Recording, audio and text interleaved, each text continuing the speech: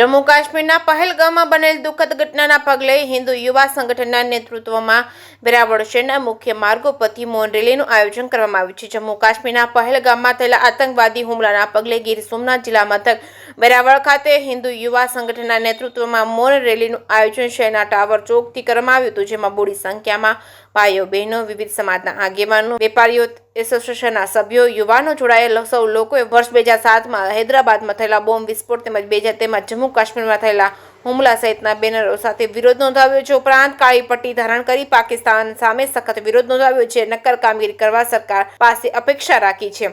જે કેસની ગુજરાતી સાથે મહેશ વાજા, સોમનાથ। જય શ્રી રામ। હું હિન્દુ નવલ ભાડાવાલા, હિન્દુ યુવા સંગઠન ભારત કાર્યકર્તા।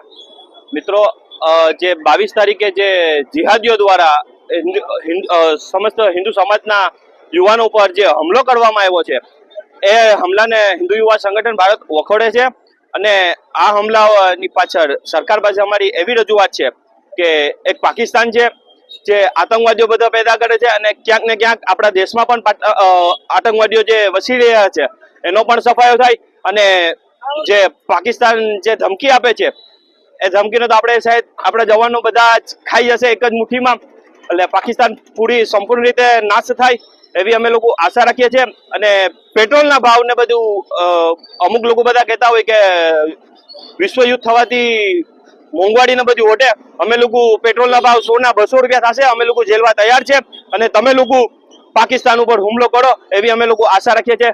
જય શ્રી રામ।